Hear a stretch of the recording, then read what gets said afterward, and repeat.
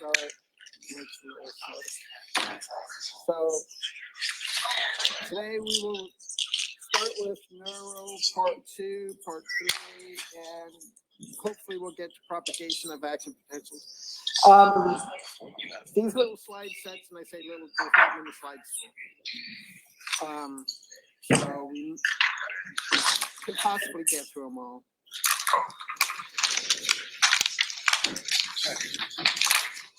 But if not, we just carry over. There is knowledge check. It is not open yet. I set it to open at 11. That's after this class.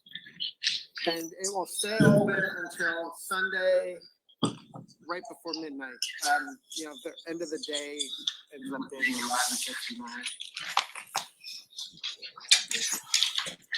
There are questions. Each question is worth 0.2 points.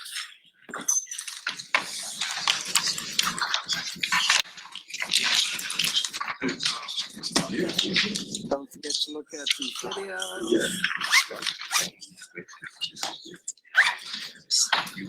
Did that already.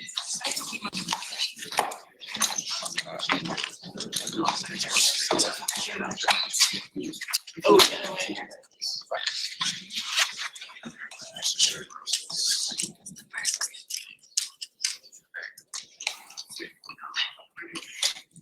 Okay, some of this is going to be repetitive, but I don't think there's a problem with repetition. Hopefully, the more you hear it, the more you remember it. So, there are different ways to classify neurons. One way is polarity. When you're classifying them that way, there are 3 classifications. You've got pseudo-unipolar, bipolar, and multipolar. Multipolar is going to be the most common type. We say pseudo-unipolar. Sometimes you'll see people get lazy and just say unipolar. But a true unipolar neuron is found in smaller animals, and they just have one process coming out. I don't know if I can draw on this, but the true unipolar would just look like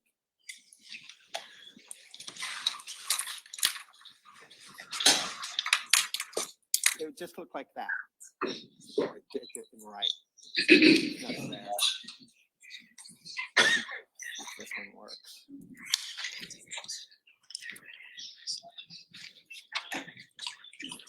No. Well, true unipolar, you've got this cell body and one thing coming out. And it acts as both axon and dendrite. Right? But the pseudo-unipolar, it will have a common trunk. I don't think we have a picture of it. It will have a common trunk that splits. This is a pseudo-unipolar.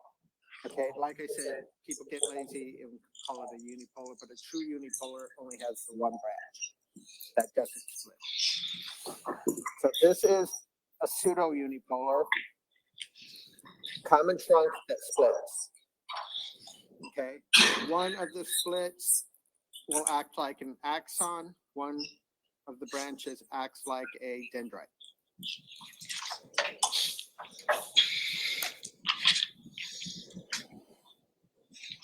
You said one acts as an axon while the other acts as a dendrite? Yes.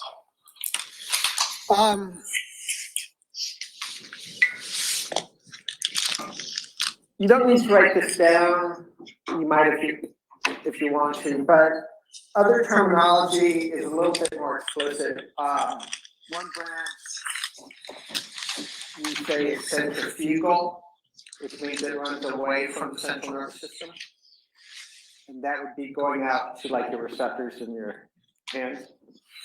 The other one we say is centripetal, which means that's the branch that goes into the central nervous system. Right? That tends to be the terminology I prefer. I think it gets a little mucky when you say axon and dendrite with these because of the the way they function. It's not typical. But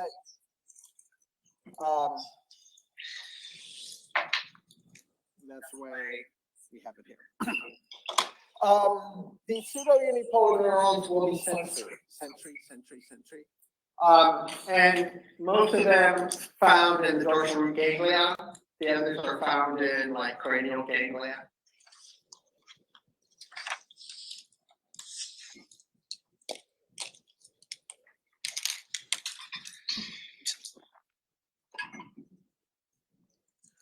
Bipolar neurons,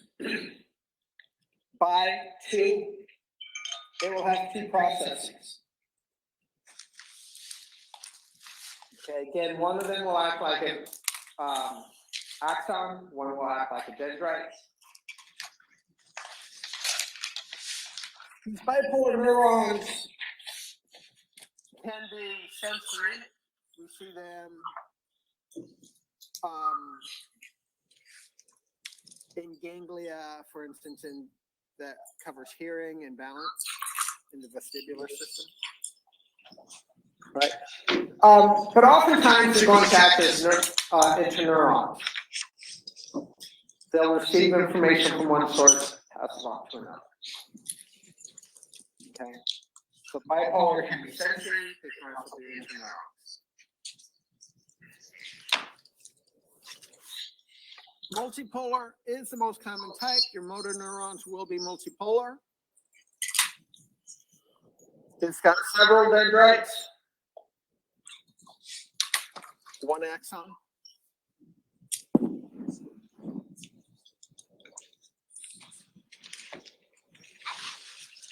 Okay, motor neurons are multipolar. A lot of the interneurons are also multipolar. Okay, so interneurons can be bipolar or multipolar. The pseudo-unipolar ones are really the only ones that are real specific, being sensory only.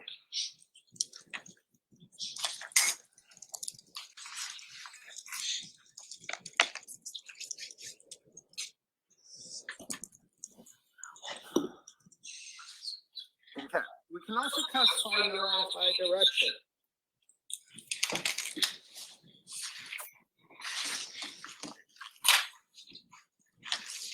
Afferent or efferent.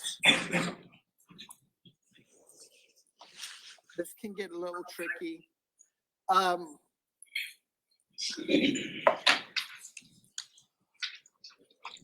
if you look at the word means towards, right? It goes to something.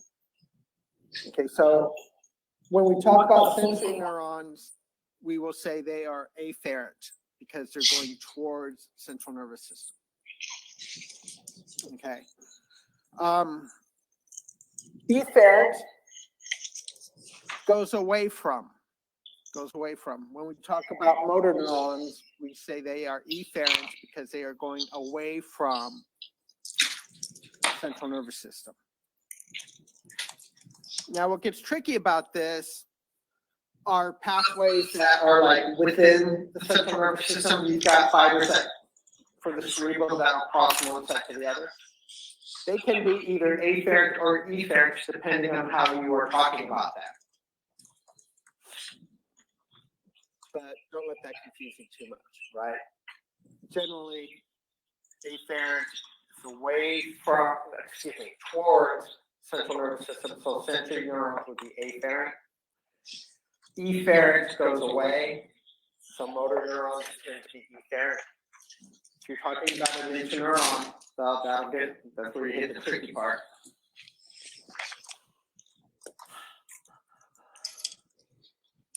So afferent, when we're talking about them as sensory neurons, they will carry stimuli from tissues, organs, skin, hair, bone to the central nervous system. Efferent, away, they're going to muscles, to glands. Okay, these efferents, three major categories: somatomotor. This is also known as general somatic efferent, GSC. Those are the ones that are just going to your muscles. Right? Special visceral motor, those are going to muscles of head, pharynx, larynx. General visceral,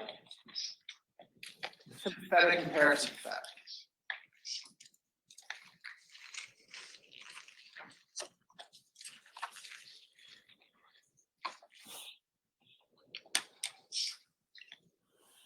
Okay, motor neurons, alpha and gamma, these are our big ones. Occasionally you'll see something about beta, but that little group is so small we're not even going to talk about it except for me talking about how we're not going to talk about it. Right. Alpha motor neurons are the motor neurons that you used to when we talk about lower motor neurons going from spinal cord to muscle.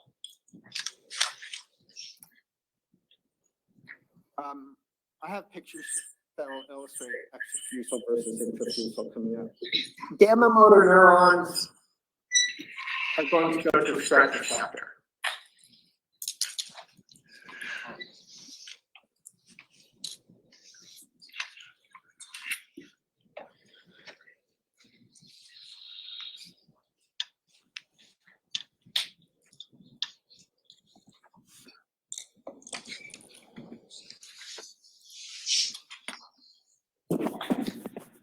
Okay, here's a skeletal muscle. That's bone. This little fiber here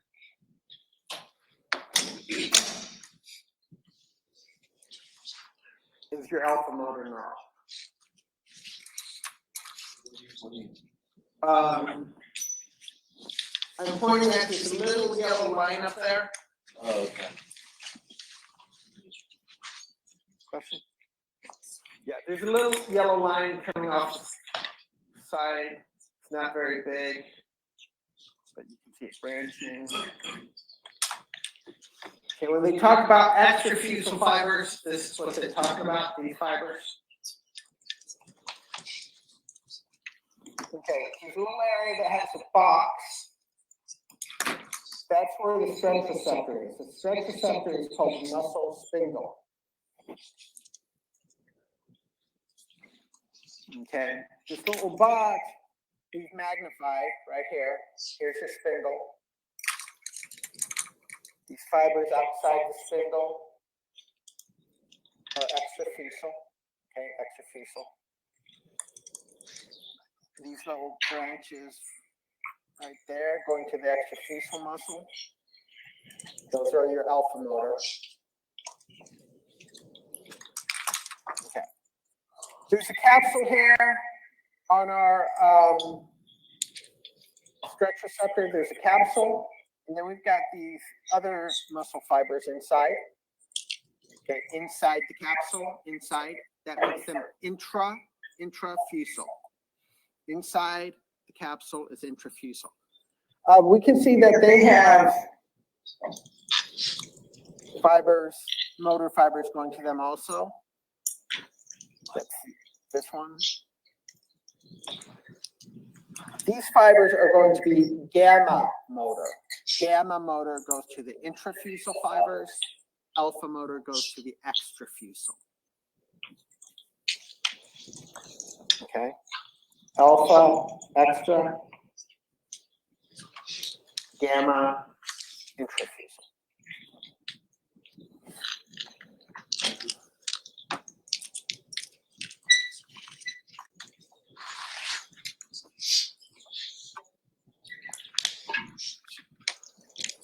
Interneurons, if you look at the name, it means between neurons, but it doesn't always have to be. A lot of bipolar neurons are going to be these relay type. So what we see illustrated here, it will receive input from one source, just passes on to the other. There are other types of interneurons that are more controlling. And again, we don't have a picture of that up there. But they'll come from different sources that will control what's going on at the synapse, oftentimes.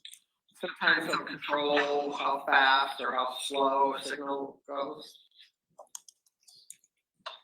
Right? So they're not necessarily getting information from one source and passing it to another like a relay neuron would. But they're exerting some sort of control over what's happening at synapse or down the length of another neuron.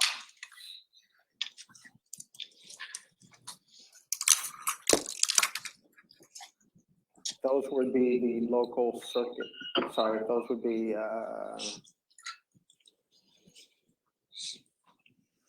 think that's what they call a local circuit neuron here. Okay, we can classify neurons based on the transmitter. I think I mentioned Tuesday. Yeah, I briefly mentioned acetylcholine. Those would be cholinergic.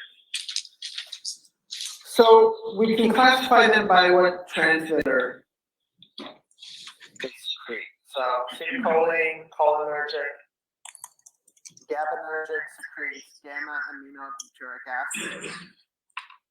Okay, this is often just referred to as GABA. Glutamatergic. Some of these get a little difficult to pronounce, so excuse me. Secretes glutamine.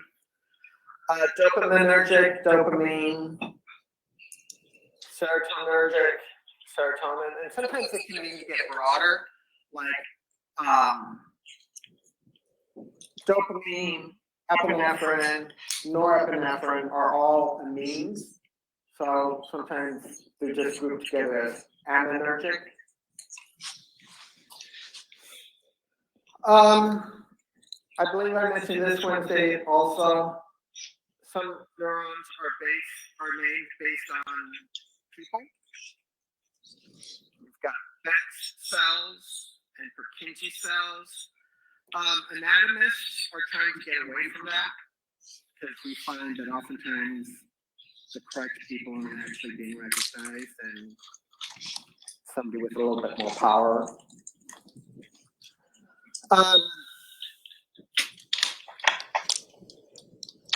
And there's other ways to describe them. Like Betz cells are just pyramidal cells. But they're a specific pyramidal cell in a specific location. Purkinje cells are piriform cells. Piriform means they look like pears.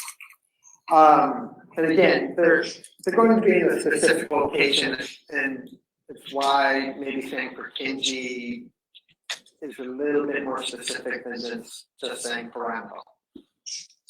Or, just saying piriform. Red cell cells, these are in the spinal cord. They're a type of interneuron. One's based on shape, pyramidal. You'll see them in a lot of different places. They look like little pyramids. They're triangular in shape. A lot of them are in the cortex.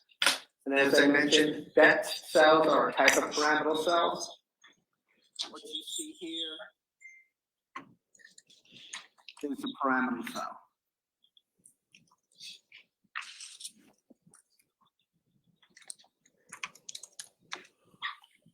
Okay. Some look like baskets. I don't know that we see basket cells here, but we do see piriform cells. Or these were the Purkinje cells.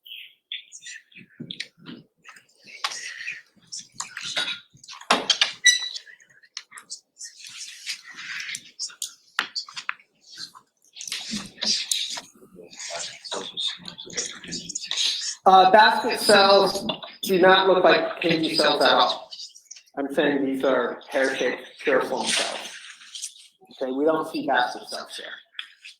I was looking in here though myself because basket cells would be in this location. Basket cells, if you look at the name, they look like, this is what they look like. Basket. Actually, it's not the cell body itself that looks like a basket. It will be the process. The processes go out and form little baskets around the base of the pyramidal cells, or the Purkinje cells. Okay. Axons are fibers. Each axon is a fiber. You put a bunch of fibers together, and they've taken a little jump. I say they because I didn't put this together. But you put a bunch of axons together, and you form a fascicle. Okay, just each individual fiber. Here we have a Schwann cell. Wrapping around each individual fiber is going to be endoneurium. Endoneurium will be outside of the Schwann cell. Okay, you put all these fibers together to create your fascicle, and you've got another layer of connective tissue. That's called perineurium.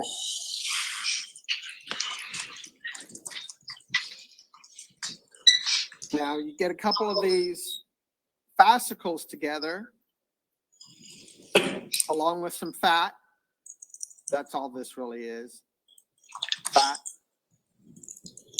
There's going to be some blood vessels in there.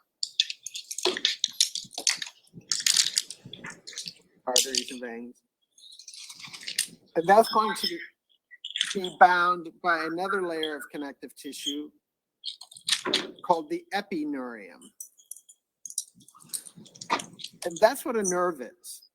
So a nerve are bunches of nerve fibers.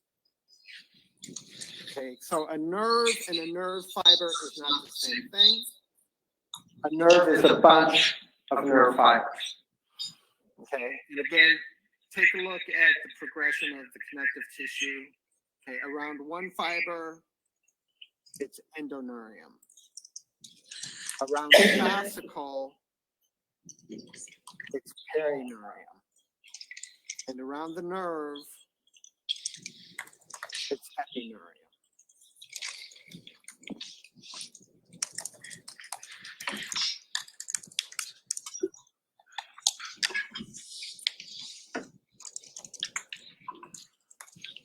Okay, questions?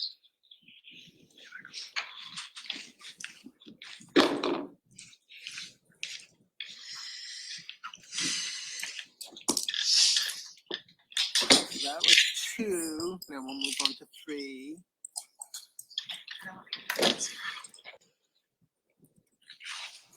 Okay. So, communication.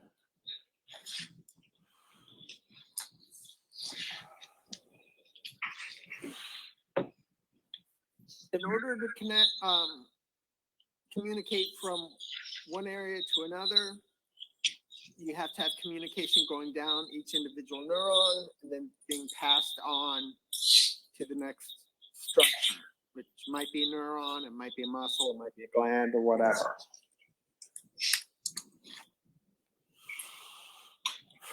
So you're telling me information is energy? Information can be electrical or chemical. So I don't know that I would say just energy.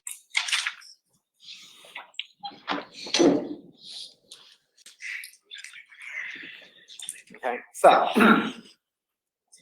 stimulated neurons need to conduct information in 2 ways. One end of the neuron to the other.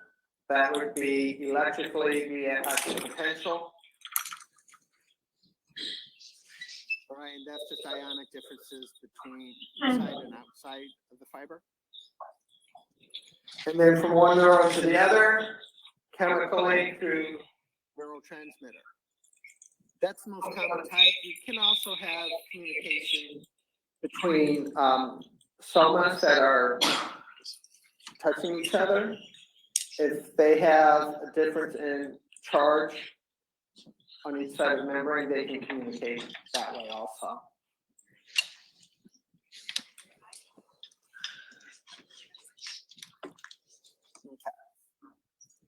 There is always some type of membrane potential. Okay, at rest in the neuron, that potential is minus 70 millivolts.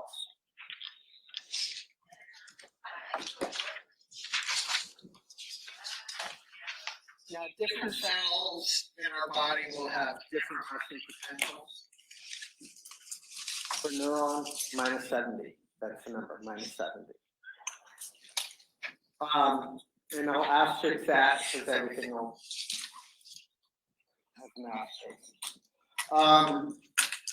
It also depends a little bit on the part of the neuron you're at. But typically, in general, what we're going for is minus 70.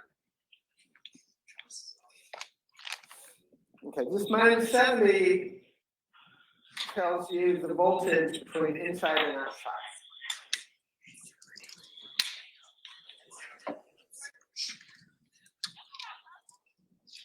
Okay, now there are a lot of electrolytes inside our fiber here. There are a lot outside. We'll show this one sec. Outside, you've got a lot of sodium, you've got a lot of chloride. Inside, you've got a lot of potassium. This big A minus, that's sort of generic anions. Anions are negatively charged.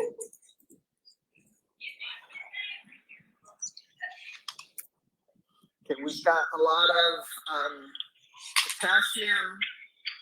Okay, outside, we have a lot of sodium. We have a lot of chloride. Now, keep in mind, we have this membrane. And so diffusion is going to occur. There is 30 times more potassium inside the fiber than outside. So potassium is going to want to come out. Potassium is going to want to go out.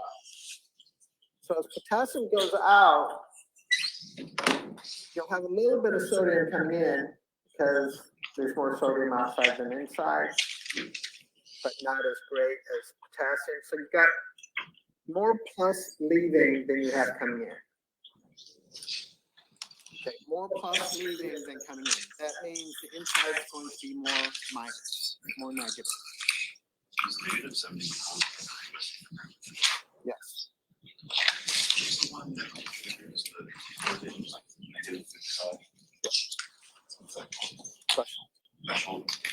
Okay, the question, if you didn't hear it, was again minus 70 resting potential. When we talk about an action potential, there's going to be a point called threshold, and that's minus 55. Okay. So you end up with a net negative because of this diffusion.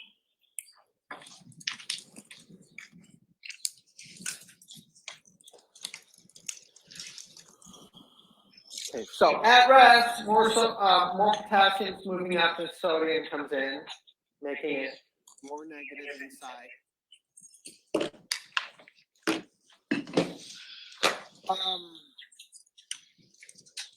In one of our rules from last time we met, I think it was one of Hannon's laws, we said that the body tries to keep things at equilibrium. So we're getting more negative, but we want to sort of return it, get those potassium ions back in. So there is a system called the sodium potassium pump which is going to bring back in, let's see, where are we? Extracellular fluid. It's going to want to bring back in the potassium and kick out sodium. Now, the key here, though, is more sodium is being brought out than potassium coming back in. So you still end up with that negative charge.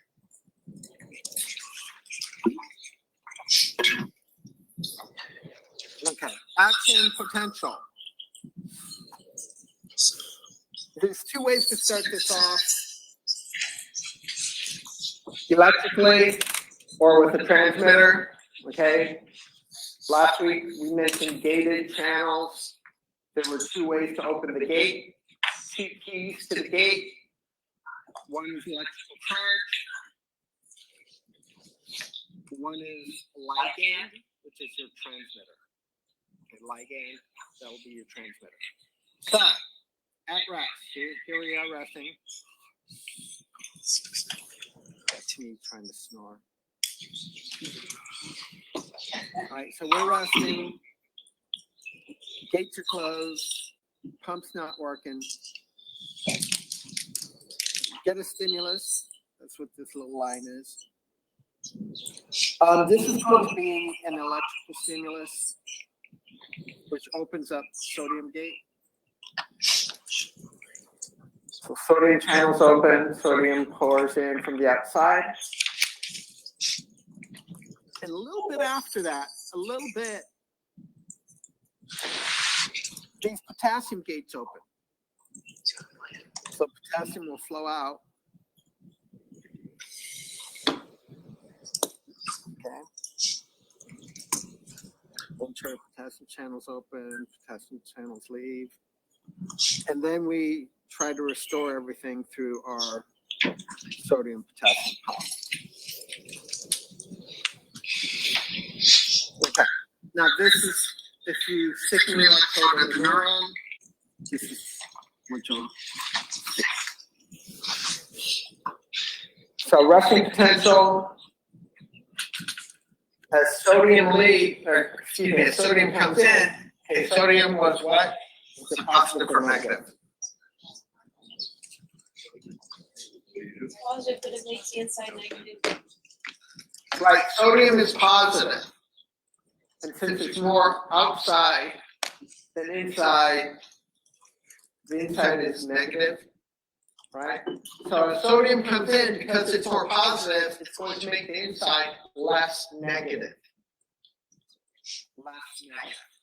So as the inside becomes less negative, it's going to hit this little point, minus 55, this is called threshold,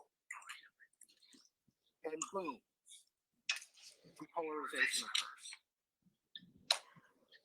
Okay, we become positive, more positive, right? The potassium channels open, so potassium is going to leave,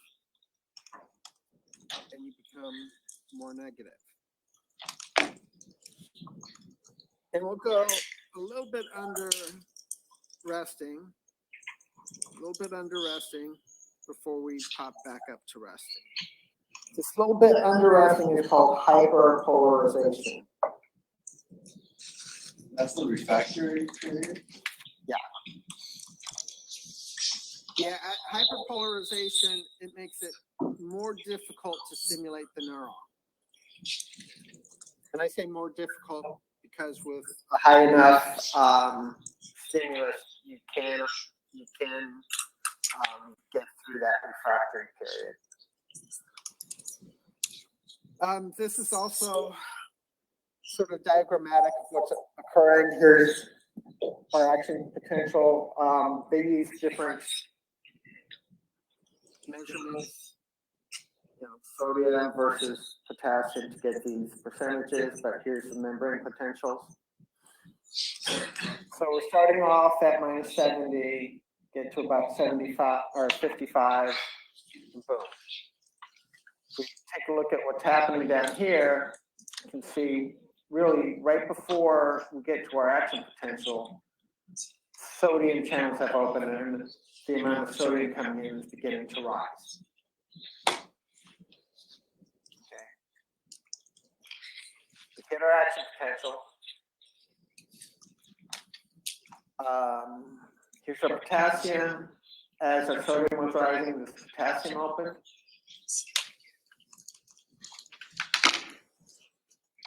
And eventually it's going to cause our peak then to go back down. And it's going to overshoot a little bit because potassium is still coming in. Still going out. We overshoot a little bit before we get back to normal. Sodium channels open quickly. Notice it's not that long. Potassium channels stays open longer than the sodium channels do. All right, get it back down to normal.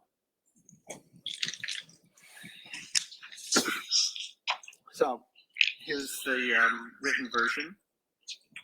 Inflammatory generates the dendrite. Actually, I'll stop here because we've got like 2 minutes.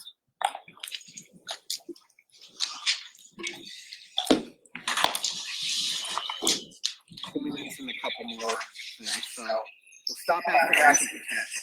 And then we'll put back up here. I think you should still be able to get through the questions. If not, you should see, look at these ahead.